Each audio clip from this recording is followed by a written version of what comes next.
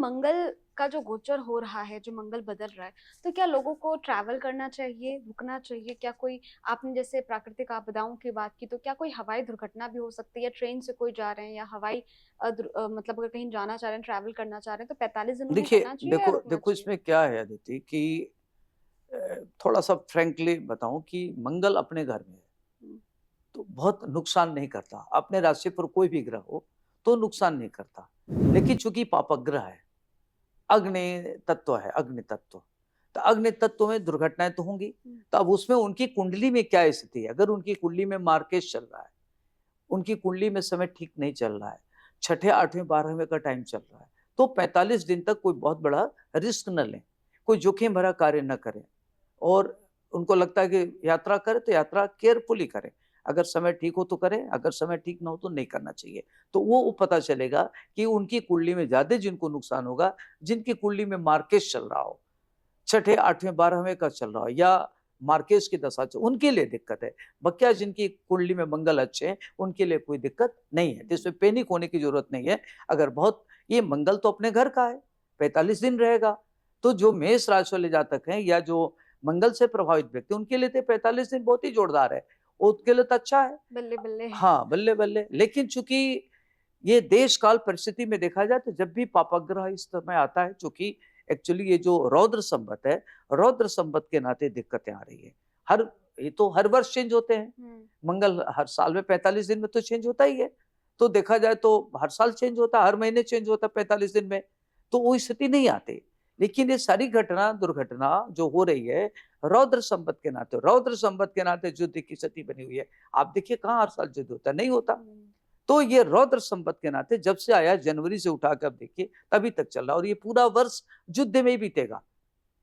उसमें कोई न कोई ग्रह ज़िम्मेदार होगा, कभी राहु शनि ज़िम्मेदार होगा, कभी मंगल राहु ज़िम्मेदार होगा। वो जब गोचर करेगा तो जहाँ-जहाँ जब इस तरह की स्थिति बनेगी तो आएगा। तो इसमें आप ऐसे समझिए कि ना इसमें कोई देश, कोई राजा दोषी नहीं है। ग्रह से प्रभावित होकर के वो इस तरह का स्टेप लेता है। कई बार आप देखे होंगे कि बहुत अच्छा हुँ, काम कर रहे हैं, हुँ, अचानक आपका मूड खराब हो खराब गया। हो जाता है। अचानक मूड में काफ़ी परिवर्तन आ रहा है, मूड मूड स्विंग हो स्विंग्स। रहा है। हाँ, मूड स्विंग हो रहा है, तो वो चंद्रमा के नाते हो। चंद्रमा ढाई दिन में बदल जाते हैं। एक महत्वपूर्ण बात ये भी है कि चंद्रमा एक राशि पर ढाई दिन रहता है। हुँ, तो जो 12 घर होता है, तो 12 दूना 24, 12 6 पूरे 30 दिन में 24 से 30 हो गया, हुँ, तो ढाई दिन में एक घर में होता है, तो 30 दिन में पूरे उसको रोटेट करता है।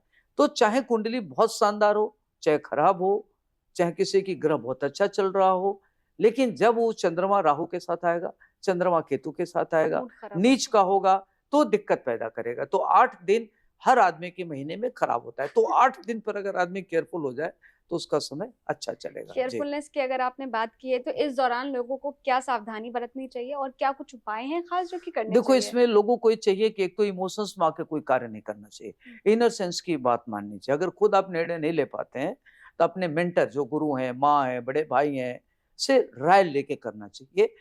तो अच्छा रहेगा। क्योंकि बहुत ज़रूरत होती है कि हम जो काम मान लो हमें कहीं जाना है, कोई काम करना है, हुँ, हम निर्णय नहीं ले पा रहे हैं, तो हमारे फादर हैं, मदर हैं, हमारे ब्रदर हैं, हमारे मेंटर की भूमिका में बहुत सारे लोग होते हैं, जो अच्छी सलाह देते हैं, जो जिनको मतलब आप मानते हैं, हुँ, जिनके प्रति आपका ट्रस्ट है। स्ट्रेंजर से राय न लें, नहीं तो स्ट्रेंजर तो आपको डुबो ही देगा। तो जो राय लें, अपने वेल विशर से लें, जो जो आपकी हमेशा मदद करता है। नहीं तो निर्णय गलत हो सकता है, एक चीज़ हो गया। दूसरी चीज़, आप चाहते हैं कि अच्छा हो, इसके लिए चूँकि मंगल जो ग्रह हैं, उनके जो देवता होते हैं, संकट मोचन हनुमान जी हैं। हुँ, तो अगर संकट मोचन हनुमान जी की आप आराधना करते हैं, हंग हनुमते रुद्रात्मकाय हुँ फट, इस मंत्र का जप करते हैं, हनुमान जी को चोला चढ़ाते हैं या हनुमान चालीसा का पाठ करते हैं, तो मंगल ग्रह आपके कंट्रोल में रहेगा। मतलब जो आप घटनाओं को टाल नहीं सकते। लेकिन उसकी इंटेंसिटी को कम कर सकते हैं। मान लीजिए किसी को बहुत ज़्यादा चोट आनी है, थोड़ी-सी खरोंच आके रह जाएगी। हुँ, तो उस घटना को डाइल्यूट कर सकते हैं, घटनाओं को टाल नहीं सकते। तब पूजा-पाठ, जैसे मान लीजिए बारिश हो रही है, आपने छाता लगा लिया, बारिश से बच गए, लेकिन अगर तूफ़ान आ रहा है तो उसमें छाता भी उड़ जाएगा। तो डिपेंड करता है कि उसकी इंटेंसिटी क्या है और जब आप उपाय करते हैं तो उसकी इंटेंसिटी से आपको थोड़ी-सी बचाव होती है। हुँ, घटना नहीं टाल सकते, लेकिन आप दुर्घटना बच से सकते बच हैं। जाते हैं और आप केयरफुल हो जाते हैं, तो चीज़ें नहीं होती। जैसे मान लीजिए आप कोई बहुत बड़े डील करने जा रहे हैं, मान लीजिए 100-200 करोड़ की डील करने जा रहे हैं या कोई बड़े व्यापारिक निर्णय ले रहे हैं। पता चला आप भावुकता में बह के निर्णय ले लिए तो आप दिवालिया हो जाएंगे। हम्म, तो वो समय वो निर्णय लेना ही नहीं है, उस समय वहां जाना ही नहीं है। हम कुछ और काम करें जो उसको सेकंड लाइन में डाल दें, फर्स्ट लाइन में दूसरा काम करें, वो जब उपयुक्त समय आवे तब करे। तो अगर आदमी उपयुक्त समय पर काम करे तो नुकसान हानि से बच सकता है। कई बार क्या होता है कि आदमी को कोई चीज चाहिए तो चाहिए, हुक बाय क्रुक, हाँ, तो हुक बाय क्रुक को जिद में लेता है तो जिद में गलत निर्णय होती है, तो उससे बचना है। क्या आप जानते हैं श्री कृष्ण ही काली है? क्या आपको पता है राधा जी ने श्री कृष्ण के सामने कौन सी 3 शर्तें रखी थी? क्या आप जानते हैं कि द्रौपदी पिछले जन्म में कौन थी और उन्हें 5 पति कैसे मिले? स्तुति चैनल पर सोमवार से शुक्रवार हम लेकर आ रहे हैं ऐसी ही पौराणिक और रहस्यमय कहानियों की खास सीरीज, जहां हर कहानी में छिपा है धर्म, रहस्य और जीवन का गहरा सच। तो अभी स्तुति चैनल को सब्सक्राइब कीजिए और इस अद्भुत सफर का हिस्सा बनिए।